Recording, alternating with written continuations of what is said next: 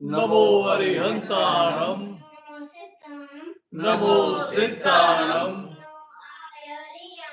नमो आयरियाणं नमो वज्रायाणं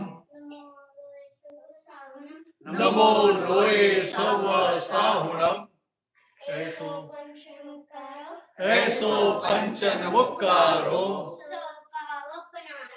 सव पावपनाशनो मंगलानं च सौवेसिं परमं हवै मंगलम् ओम नमो भगवते वासुदेवाय ओम नमः शिवाय जय सच्चिदानंद जय सच्चिदानंद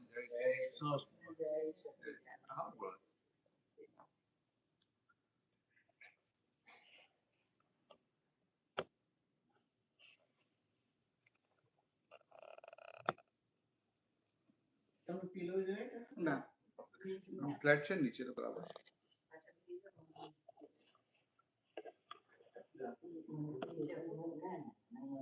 તમને ફાવે છે ને મેં તો આ સારી છે આપી બેસો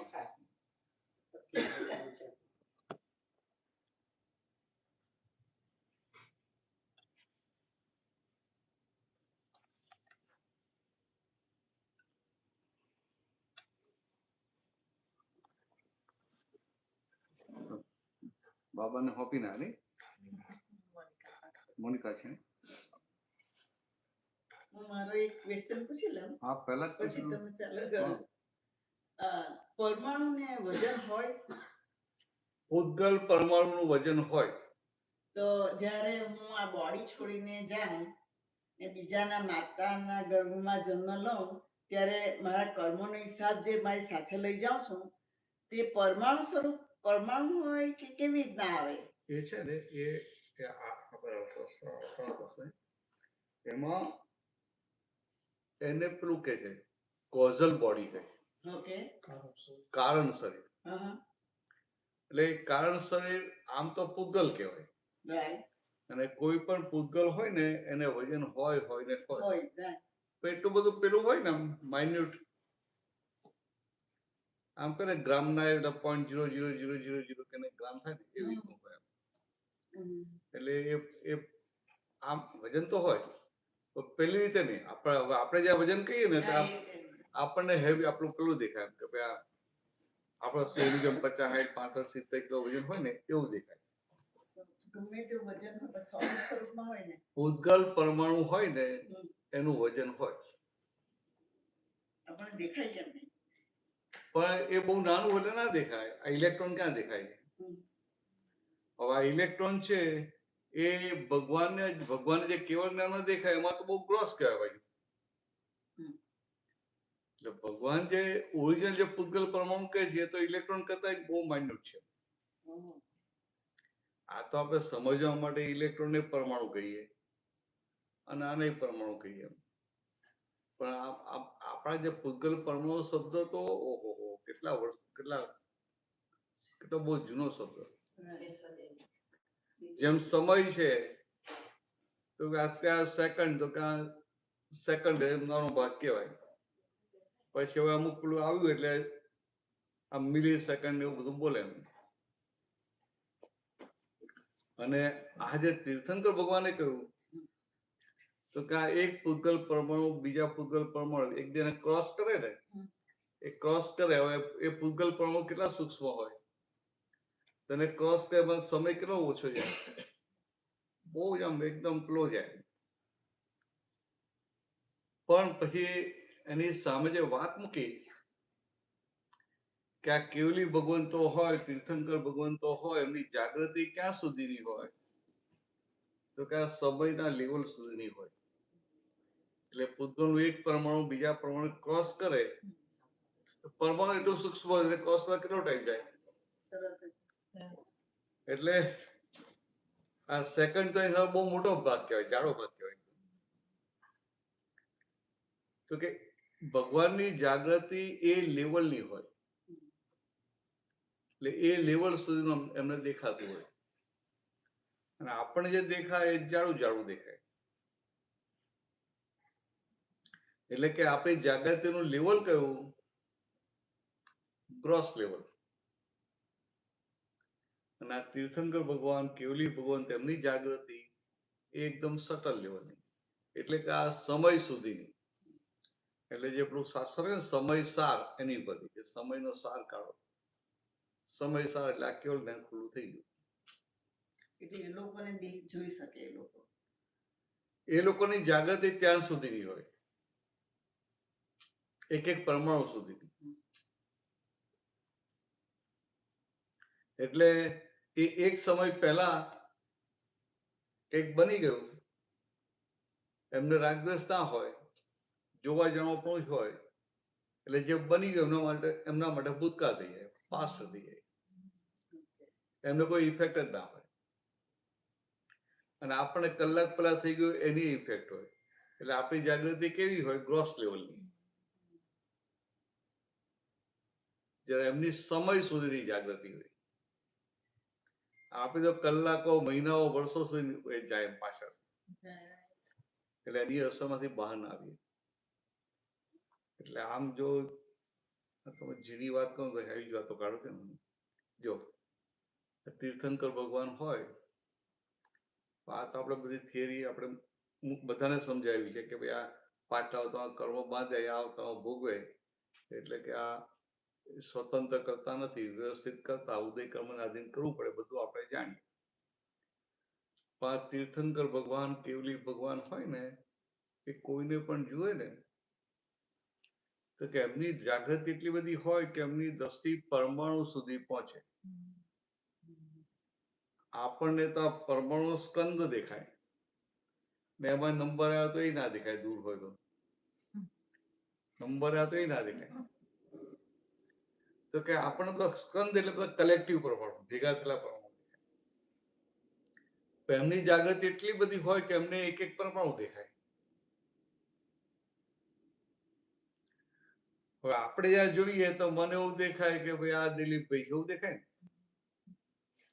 ત્યારે એમને આ દિલીપભાઈનું જે આ પૂતગલ જે બધા પરમાણુ બનેલું છે, બધા એક એક પરમાણુ દેખાય. હવે આ પૂતગલ પરમાણુ છે, પરમાણુ એક એને પૂતગલ, જે પૂતગલ પરમાણુ છે એક એક ઇન્ડિવિજ્યુઅલ પરમાણુ શુદ્ધ હોય. સમજાય? ઇન્ડિવિજ્યુઅલ પરમાણુ શુદ્ધ જ છે. તો કે આ બહાર વિશ્વસા પરમાણુ હોય, બહાર વિશ્વસા પરમાણુ હોય તો કે બધા શુદ્ધ પરમાણુ હોય. પછી કોઈને આ ક્રોધ આવે કે લોભનો અંદર ઊભું થયું કે માનનું ઊભું થયું, એટલે એ બહાર જે પરમાણુ છે ને એની ઉપર ક્રોધનું ચાર્જિંગ થાય. કેમિસ્ટ્રીમાં આપણું કેટાયન એનાયન કહીએ ને આપણે, બે આમ પોઝિટિવ અને નેગેટિવ કેથોડ બંને આમ. એટલે આ પોઝિટિવ તો નેગેટિવ આમ જાય, એ જે કેવું ને, તો કે એ શું છે?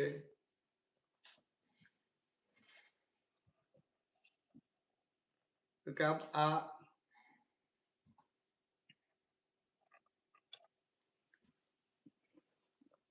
એક એક પરમાણુ સુધી એમની દ્રષ્ટિ જાય. એટલે એક જે ઇન્ડિવિજ્યુઅલ પરમાણુ છે એ શુદ્ધ છે. પછી આ જે ચાર્જિંગ થાય, ક્રોધનું ચાર્જિંગ થાય, એટલે આખા એ પરમાણુ બધા ખેંચાય. એ ભેગા થયેલા પરમાણુ હોય ને, એ જેવું ચાર્જિંગ હોય એ પ્રમાણે ગોઠવણી થાય. એટલે પછી એને આ બીજા બધા ગુણો ઉભા થાય. પણ જે શુદ્ધ પરમાણુ છે, ઇન્ડિવિજ્યુઅલ પરમાણુ, એ શુદ્ધ હોય, વિશ્વસા પરમાણુ. એટલે આ તીર્થંકર ભગવાન, કેવલી ભગવાન જ્યારે કોઈને પણ જુએ ને, તેમની દ્રષ્ટિએ પરમાણુ સુધીની હોય. તો કે આ પૂતગલ પરમાણુ, ઇન્ડિવિજ્યુઅલ પરમાણુ શુદ્ધ છે, એટલે જ્યાં જુએ ને તેમને બધું શુદ્ધ જ દેખાય. એટલે પછી પેલી વાત જે આવે છે ને કે આ ભગવાન તીર્થંકર ભગવાન કેવા હોય કે નિર્દોષ જગતને નિર્દોષ જુએ. સમજાય? આ સંસારને જેમ છે તેમ જુએ તો કે એમને આખું જગત નિર્દોષ દેખાય. તો નિર્દોષ દેખાય, આપણે અડધું વાક્ય પકડીને નિર્દોષ દેખાય તો આપણે શું થાય કે આ જગત દોષિત છે પણ આપણે એની ભૂલ જોવાની નહીં. કોઈ આપણું અપમાન કરે પણ આપણે કશું માથાઓડ નહીં કરવાની. કોઈ આપણા પૈસા ખાઈ ગયો તો કે આપણે જવા દેવાનું. એટલે આવી રીતે લોકો સમજે. જ્યારે ભગવાનની દ્રષ્ટિ કેવી હોય કે આખું આ એમની દ્રષ્ટિ પરમાણુ સુધીની હોય, એટલે એક એક પરમાણુ એમને દેખાય. એટલે નિર્દોષ જગત એમને નિર્દોષ દેખાય. કેટલો મોટો ફરક છે. હું કોઈને દોષિત જો ને માફ કરું એ તો બહુ મોટો સૂક્ષ્મ અહંકાર કહેવાય. ખરેખર છે નિર્દોષ. એટલે કે નિર્દોષ ને નિર્દોષ જોવાનો છે. એટલે કે જેમ છે તેમ જોવાનું છે. આપણે દોષિત જોઈએ જ છે ને નિર્દોષ માનીએ છે. નિર્દોષ ઠરવા જોઈએ, માનતા નથી. એટલે નિર્દોષ માનતા તો દોષિત દેખાય જ નહીં. એટલે આપણે એવું જાય કે વી આર સમથિંગ એમ કે પેલો ભૂલ કહે છે ને આપણે છોડી દઈએ. એટલે આપણે શું કહીએ પાછા, એ ભલે ને દોષ કરે કે ના બેસાસી ના બેસે મારે કે આપણે પેલા બાર જગતમાં કહે કે એ તો એના કર્મ એ ભોગવશે. આપણે એને હું કેમ દોષિત જોવાનું કે આપણે તો મોક્ષે આપણે દાદા મળે ને આપણે બધા નિર્દોષ જોવાનું. એટલે કે ભલે દોષિત છે પણ આપણે નિર્દોષ જોવાનું. તો કે આ બહુ મોટો અહંકાર કહેવાય.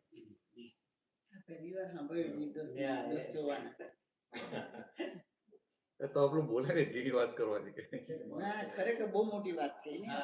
પણ તમે બોલ્યા જેવું તો આની પાસે જેવો કર્યો કે આગળ વધારી વાત કરો. આપણે ચરણ કીધું આપની દ્રષ્ટિ મારી દ્રષ્ટિ. એટલે આખું આવું છે. ખરેખર આખું જગત અકર્તા છે. કરતા છે જ એટલે નિર્દોષ કહેવાય ના કહેવાય. સામી વ્યક્તિ કરતા હોય તો એને દોષિત કહેવાય. એટલે આ ભગવાન કઈ રીતે જુએ તો કે આ નિર્દોષ ને નિર્દોષ જુએ. એટલે કે જેમ છે તેમ દેખાય. કૃષ્ણ ભગવાને અર્જુનને દ્રષ્ટિ આપી, દિવ્ય ચક્ષુ આપ્યા તો શું થયું? અર્જુનને આખું બ્રહ્માંડ જેમ છે તેમ દેખ્યું. એટલે કે નિર્દોષ જગત નિર્દોષ દેખાયું. દોષિત વચ્ચે આવે જ નહીં. હા, ઓપોઝિટ વર્ડ આપ્યો છે ખરો પણ આવે નહીં. ઓપોઝિટ વર્ડ તો દોષિત જ થાય એમ પણ આવે નહીં. હવે આ કેટલી આમ મોટી વાત છે કે એ દોષિત છે જ નહીં. આખો જગત પ્રયત્ન શું કરે કે એને નિર્દોષ જોવાનો પ્રયત્ન કરે. એટલે ભાઈ નિર્દોષ જોવાનો પ્રયત્ન છે જ નિર્દોષ. મહેનત કેટલી કરે પણ નિર્દોષ જોવાની. થાકી જાય પછી. છે જ નિર્દોષ. આમ જોઈએ ને નિર્દોષ છે ને નિર્દોષ જોવાનો છે. હવે નિર્દોષ છે ને નિર્દોષ જોવામાં મહેનત પડે. એમાં કોઈ પછી કશો ભોગવટો ના કશું ના આવે. એટલે આ બધો પ્રોબ્લેમ નિર્દોષ છે અને આપણે દોષિત દેખાય છે એનો પ્રોબ્લેમ છે. બધા નિર્દોષ પણ દેખાય છે દોષિત, એટલે એનો માર ખાય છે બધા. આવી વાત બહાર ના કરે પછી એને સમજાય જ નહીં કે નિર્દોષ શું કઈ રીતે સમજાય. એને તો કાને મારું અપમાન છે તમે કહો કે નિર્દોષ છે, કાને મને દુઃખ આપ્યું કે નિર્દોષ છે. આટલા તો મારી જો સાબુત છે કે એમલા પુરાવા છે બધા કે આને આમ કર્યું એને આમ કર્યું ને આમ કર્યું. તમને નિર્દોષ કહો છો. પછી એ કૃષ્ણ ભગવાને કહ્યું છે કે આવા સમય અત્યારે ઉગામવા જોઈએ કે આવા નાલાયક માણસ હોય ને કે એની સામે તો એને સામે પડવું પડે કે એની સામે ના પડીએ ને તો કે આપણા જો હારા માણસો ના પડે એમાં જ આ બધું બગડે છે. એટલે એટલું બધું ચલાવે ને એમાં તો કે સારા માણસો બોલતા નથી એટલે આ બધું બગડી જાય. આવું કે ક્યાંથી ક્યાં પહોંચી જાય. એટલે પછી બહાર પછી એ બધી વાતો ના મુકાય. એટલે એવું કહેવાય ને કે સમજણ જ દોષિત વાળી છે. સમજણને એટલે લીધે દોષિત એટલે દેખાય શું કીધું કે ઊંધી સમજણથી સંસાર અને છતી સમજણથી મુક્તિ. મુક્તિ. એટલે વાત બધી કરે મૂકે દાદા, આ દ્રષ્ટિ પણ હવે દાદા જાય કે અમને આ લોકો જેટલું પકડાય એટલું ખરું, જેટલું પકડાય એટલું ખરું. પૂછજો દિલીપભાઈ, પૂછજો. પણ આપણે પ્રયત્ન કરીએ એ રીતે બી પ્રતાનંદજી, કે ભલે આપણે આ રીતનું છે પણ આપણે અંદરથી તો એક પેલું અંદરથી તો થાય જ છે ને કે આપણે એને નિર્દોષ માનીએ, ભલે આપણે ગમે તે વ્યવહારમાં ખોટતા, પણ તે એની ડેવલપમેન્ટ તો થાય કે ન થાય. હા બરાબર છે, એ તો બરાબર છે. એ દોષિત માનીને નિર્દોષ જુએ ને તો પેલો નિર્દોષ દોષિત જોતો તો અટક્યો. હા દોષ જ નહીં દેખાવો જોઈએ. હા એ તો એટલે એટલે ક્યાં છે આખું જગત, ક્યાં છે કે નિર્દોષ છે જગત, એને દોષિત માને અને પછી એ દોષિત જગતને નિર્દોષ જોવાનો પ્રયત્ન કરે. એટલે હવે ક્યાં કયા દિવસે આવો, ક્યારે આવો આવે? હા આજે જો ગોળ ગોળ ફરવું પડે ભાઈ. પહેલા ફરેલા નહીં, પહેલા એક વાર એ છે ને રોંગ ટ્રાફિક હતો ને એટલે અમને એરપોર્ટ વાળા ડિરેક્શન ફેરવાઈ ફેરવાઈ ગયું, એટલે અમને એરપોર્ટ માંથી જ આવ્યો. એટલે એમાંથી જે આ ટ્રિનિટી પર આવીએ ને ત્યાંથી જે ગોળ ગોળ ચડીએ એમાં કોઈ આ ચાલુ થઈ ગયું ટેરિયસ જેવું છે. પછી છેલ્લે તો થાકીને ઉભો રહી પાછું મૂક્યું. પછી તો તારાબેનને કીધું તમારા ફોન, પછી મારામાં પાછું મૂક્યું. જે સ્ટ્રીટ પર ઉભા રહેલા તે સ્ટ્રીટનું નામ મૂક્યું. પછી અમે આવ્યા. એટલે અમે કોઈ ભરતભાઈને જઈને પહેલા તો પગે પાછળ લાગવા કે ભાઈ તમે ઘર બદલો. આ બહુ બહુ એ રાખ્યો મેં આજે, તમને ફોન જ નહીં કર્યો. કારણ કે બહુ કઈ ફોન કરો તમારો ના ફોન જ નહીં કરો, આપણે આપણી જાતે જ પહોંચીએ. તમારે હવે શું કરવાનું, એમનું જે હોમનું લોકેશન છે ને એ લોકેશન જ મૂકેલું, બધું જ કરેલું, પણ ટ્રાફિકને લીધે એટલો ટ્રાફિક હતો એટલે અમને આખો બીજા ડિરેક્શન પર ચડાવી ત્યાંથી પછી તમે સ્ટોપ કરો ને તો જ આવે. કારણ કે અમે એકવાર જ્યારે અમે પિકનિકમાં અમારી ગયેલા ને ત્યારે એવું થયું કે પેલું મૂક્યા પછી ગોળ જ્યારે ફરી ને પેલું રીરાઉટ બોલ્યા જ કરે. ના રીરાઉટમાં હતું, ના ના એટલે it was not reroute.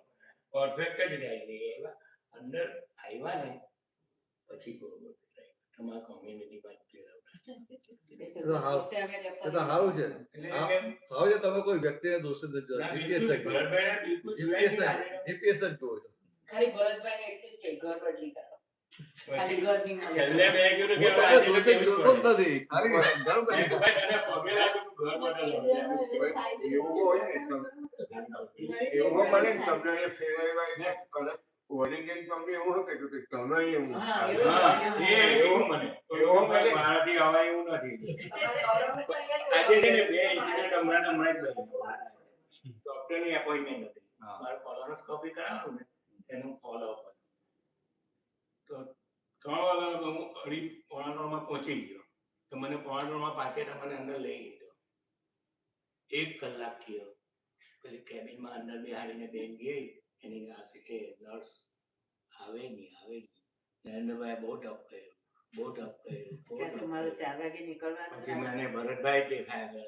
મેં કીધું સારું ભરતભાઈ તમે કીધું કે અમે આવી જાઉં બિફોર ટાઈમ, પછી કરવું હું મેં કહ્યું કે આજે તો વ્યવસ્થિત છે ને બેસી ગયો.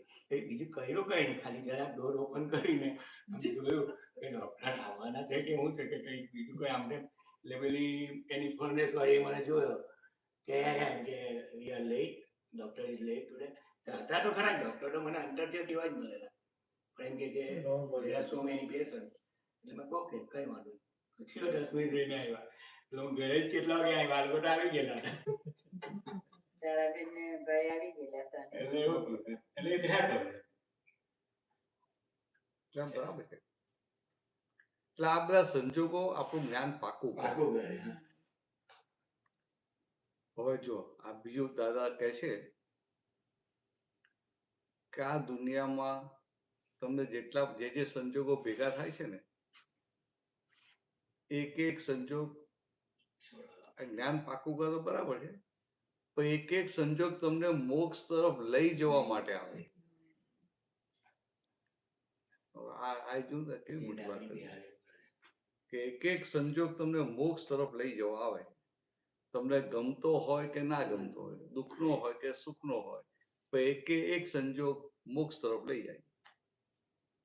જાગૃતિ હોય તો અટ ટાઈમ, રાઈટ? હા, તો હવે તો મહાત્માને કહ્યું છે ને, દાદા ખ્યાલ તરત રાખવો પડે ને. દાદાના મહાત્મા જાગ્રત ને. ગોઠિયા કરવું. હા, એકાવતારી કહેવાય.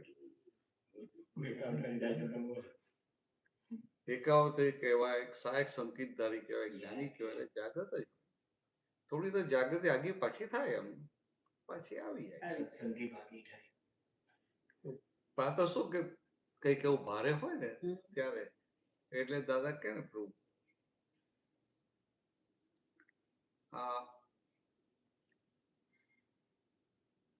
કે દાદા મળ્યા ને પછી એ તો કોઈ ભારે એવું બહુ ભારે કર્મ હોય ને ત્યારે એનું આમ કે આમ દિશા બદલાય. એટલે કવિરાજ એક પદમાં ગાયું છે, કાંટો મળ્યો પછી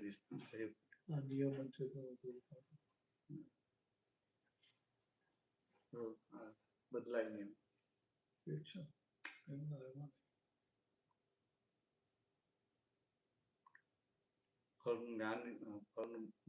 મહત્વ એટલે એવું કેવું કીધું કે આ ધ્યેય કાંટો ચુકાય નહીં એમ. નિયમ અને ના એ તો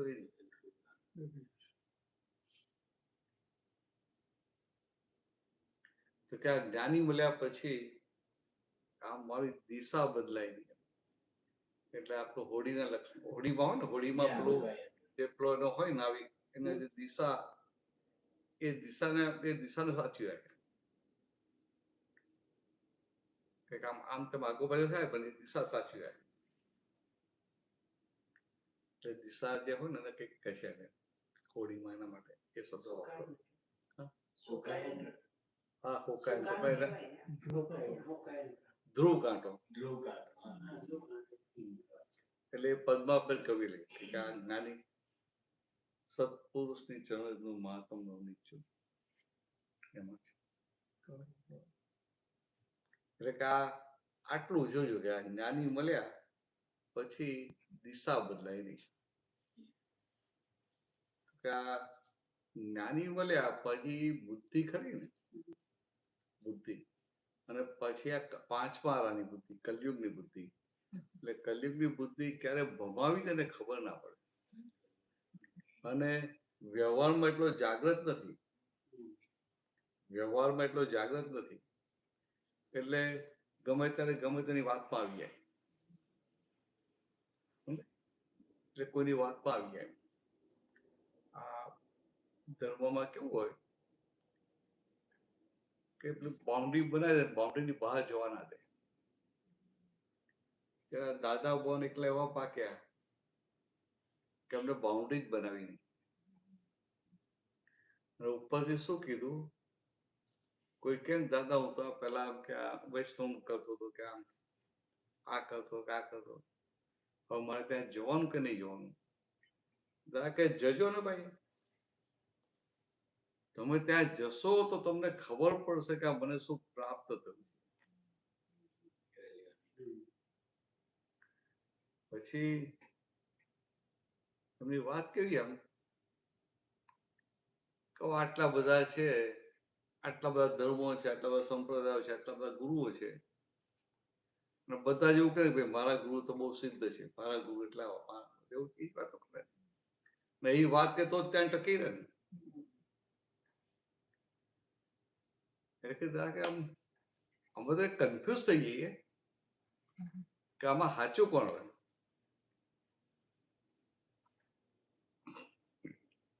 યોગા વાળા હોય, મેડિટેશન કરો, આ મેડિટેશન કરો, આ જ રસ્તો છે. આ શ્રી રવિશંકર આવે તો કે ભાઈ સવારના પોરમાં આટલા વહેલા ઉઠીને પ્રાણાયામ કરો, શ્વાસની એક્સરસાઇઝ કરો, આ કરો.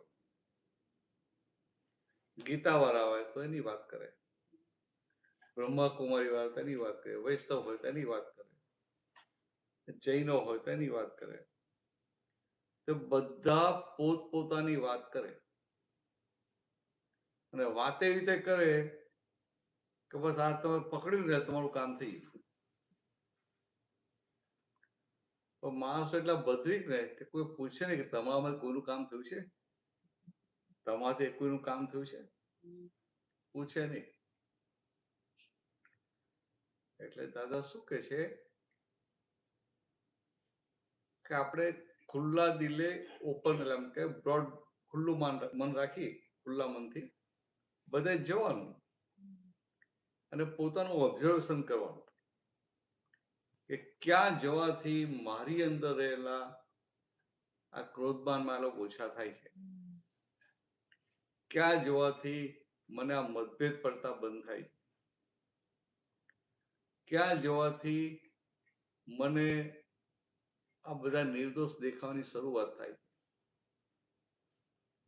અથવા ક્યાં જવાથી મને દિવસે દિવસે ભેદ ઓછો પડતો જાય છે, ભેદ ભૂસાતો જાય. તો કે આ બધી સાચી જગ્યાઓ કહેવાય છે. પાછું હવે કીધું કે કલયુગમાં તો સારો ગુરુ ક્યાંથી મળે કે, પણ કે આ લક્ષ્મી અને સ્ત્રી સંબંધી વ્યવહાર ના હોય તો ત્યાં ગુરુ કહે છે કે જ્ઞાન નહીં હોય ને તો તને પડવા નહીં દે કે. કેટલા બધા થર્મોમીટર આપી દે. એટલે આમ આ જેને આ બુદ્ધિ ના વાપરે ને એને પ્રોબ્લેમ બધા થાય. આ તો બુદ્ધિ બહુ વાપર કરે ને બુદ્ધિ પછી બધો ન્યાય કરવા જાય કે આ બરાબર છે બરાબર નથી. બુદ્ધિ બધો ન્યાય કરવા જાય કે આ બરાબર છે આ બરાબર નથી, આને આમ કરવું જોઈતું આને આમ નતું કરવું જોઈતું, આને આમ બોલવું જોઈતું આને આમ બોલવું નતું જોઈતું, આને છોડી દીધું તો સારું થાય, આ ભેદ ના પડે, આમ ના થાય, આમ ના કેટલું બધું. દાદાનું કેવું સિમ્પલ વાત, બન્યું તે ન્યાય, બન્યું તે ન્યાય, આગળ ચાલવા માંડ. તારી સેફ સાઈડ કહીને તું આગળ ચાલ. પુણ્ય કાચું પડે જેનું ફૂટે બીજ આડ ફાટો, પુણ્ય કાચું પડે જેનું ફૂટે બીજ આડ ફાટો, સત્પુરુષ મળ્યા છતાંય ફરી જાય ધ્રુવ કાંટો, સત્પુરુષ મળ્યા છતાંય ફરી જાય ધ્રુવ કાંટો. એટલે દાદા ભગવાને આ ચેતવેલા જ છે કે ભાઈ અંતે એવું ના રાખતા દાદાવાન મળી ગયા એટલે પતી ગયું. એટલું કીધું કે આ થળિયું પકડી રાખજો. થળિયું એટલે આ પહેલાના વખત પેલી પથ્થરની પેલી ઘંટી હતી ને લોટ ધરવાની, એ ઘંટીમાં વચ્ચે પેલું વચ્ચે ફૂંટો હોય ત્યાં આપણા ગોળા દાના હોય તે બચી જાય, બાકીના બધા પીસાઈ જાય. એવું આ કે જ્ઞાનીના ખૂંટે પડી ગયા ને ત્યાંથી બહાર ના નીકળ્યા એટલે એની સેફ થાય. આ તીર્થંકર ભગવાન હતા ને તેમના પછી હમણાં બધા ગંધર્વો, એટલે ગંધર્વોએ ભગવાન મહાવીર હતા તો ભગવાન ગંધર્વ એવું ના કીધું કે ભગવાન મહાવીર ગયા છે હવે અમે છીએ અમને પૂછ્યું, એવું ના કીધું. પ્રત્યક્ષનું મહત્વ છે પણ એમને શું કર્યું કે એમને વિતરાગ વિજ્ઞાન જ પ્રોજેક્ટ કર્યા કર્યું. એ જે તીર્થંકર ભગવાનનું જે જ્ઞાન હતું એને જ પ્રોજેક્ટ કર્યું. અને પછી શું કે આ જ્ઞાન કોનું કે આ વિતરાગો. ચાલતું હોય તો છેક જંબુ સ્વામી સુધી ચાલ્યું. જંબુ સ્વામી આ ભગવાન મહાવીરને જે કેવળ જ્ઞાન થયું ને એ પછી એમના પછી જેમ ચાલતો હોય ને જંબુ સ્વામી સુધી રહ્યું. પછી જંબુ સ્વામી છેલ્લા કેવળ જ્ઞાની થઈ ગયા. પછી એમના પછી પેલું કેવળ જ્ઞાન ના રહ્યું. તો કેવળ જ્ઞાન ના રહ્યું તો શું થયું તો કે આમ ભલે કેવળ જ્ઞાન નતું પણ બધા એવા હતા ખરા કે જેને કેવળ જ્ઞાનને સાંભળ્યા હતા. કેવળ જ્ઞાન એટલે કેવળ જ્ઞાનીને સાંભળ્યા હતા એવા બધા હતા, એટલે એમને શું કહેતા કે સુત કેવલી. આવો આવો, જય સચ્ચિદાનંદ, જય સચ્ચિદાનંદ. જય સચ્ચિદાનંદ.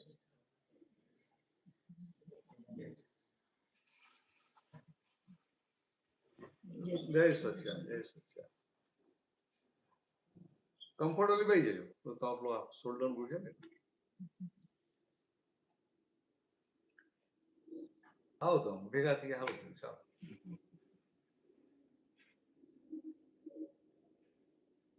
એટલે એ જંબુ સ્વામી પછી હવે આમાં નિયમ એવો હોય કે મોક્ષમાં ખુલ્લો ક્યાં સુધી હોય?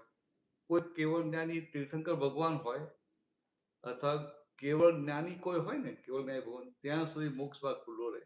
એટલે આ પ્રગટ દીવાથી બીજો દીવો પ્રગટે.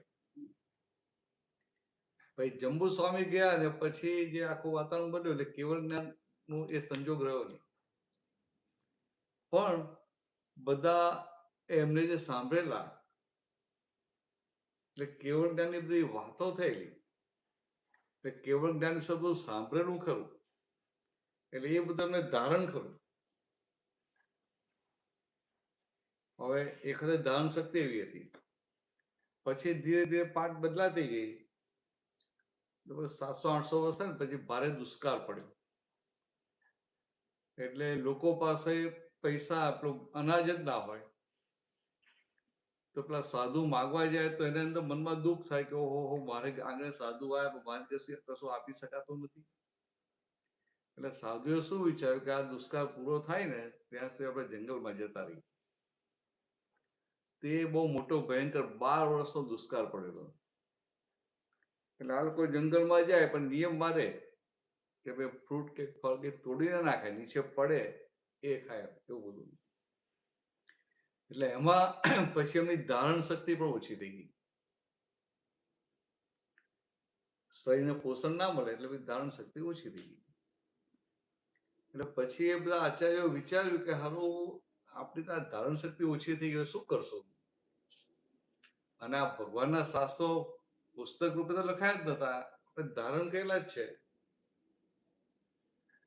ચાલો આપણે બધા ભેગા થઈએ અને જેને જે બધું યાદ છે ને ભેગા થઈએ તો મને આટલું રહી ગયું હોય તો બીજાને આટલું ખબર, અને આટલું ખબર, બધાનું ઓવરઓલ ભેગું કરી 360 ડિગ્રી થઈ જાય. તો કે હવે આ ભેગું કરીને કહીશું તો કોને યાદ રાખશે? કે એના કરતા આપણે કે લખી નાખીએ. એટલે બધા ભેગા થઈ અને શાસ્ત્રો લખ્યા. આજે આગમ છે ને એવી રીતે લખાયા આગમ. તો કે પછી લખાયા. પછી બધા શું કહ્યું કે હવે આગમો વાંચો. પણ પછી તો દિવસે દિવસે બુદ્ધિ વધારે વપરાતી જાય. બુદ્ધિ આપણે ના થાય અત્યારે દાદાની વાત કોઈ હોય તો કોઈ કે દાદા આવું કહેવા માંગે છે, બીજો કે આવું નહીં આવું કહેવા માંગે, કે ના આમ થાય ને એવું અત્યારથી થાય. કારણ કે દાદાની દ્રષ્ટિમાં હતું, એમને તો આખો ઉઘાડ થયેલો, એટલે એમની દ્રષ્ટિમાં હતું. હવે દ્રષ્ટિથી દ્રષ્ટિ મેળવ્યા આગળ કેમની વાત થાય? એટલે જેટલી દ્રષ્ટિ થઈ હોય એટલું એને પકડાય, એટલું સમજાય. એટલે પછી એમને બધા શાસ્ત્રો રૂપે લખી નાખ્યું. પછી ભગવાન મહાવીર માટે એ શાસ્ત્રો એ પ્રમાણ ગણાય. ભગવાન મહાવીર કોઈ સાંભળ્યા હતા કે શુદ્ધ જ્ઞાન, એટલે એ જે જ્ઞાન આખું આવ્યું ને એટલે ભાઈ શુદ્ધ કેવલી હતા એ પણ જતા રહ્યા. તો કે હવે શું? તો કે હવે પ્રમાણ કયું? તો શાસ્ત્રોનું પ્રમાણ. હવે શાસ્ત્રો વાંચે ખરા પણ સમજે કેવી રીતે? બુદ્ધિથી. હવે બુદ્ધિ કેવી હોય પાછી? આ કાંદા લસણ નાખે કે અમુક નિયમો હોય ને એટલે બુદ્ધિ તીક્ષ્ણ હોય, એટલે બુદ્ધિ તો સમજી શકે એવી હોય. પણ છતાં એ શું થાય કે ગમે એટલી બુદ્ધિ ડેવલપ થયેલી હોય તો એ બુદ્ધિ જ્ઞાનને સમજી શકે ખરી?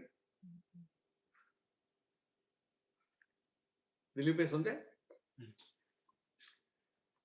આ જો કૃષ્ણ ભગવાન હતા તો આ ગીતા જેમ નીકળી કૃષ્ણ ભગવાનને આ યુદ્ધના મેદાનમાં, કુરુક્ષેત્રના મેદાનમાં,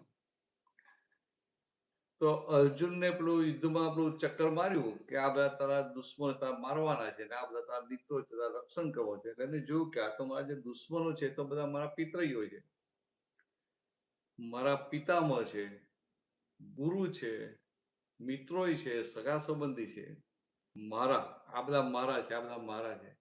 તો કે આ બધા મારા છે તો મારા છે ને મારું તો મને સુખ કેવી રીતે મળે? એટલે એના મનમાં વિષાદ ઉભો થઈ જાય છે. વિષાદ એટલે સેડનેસ આવી જાય છે.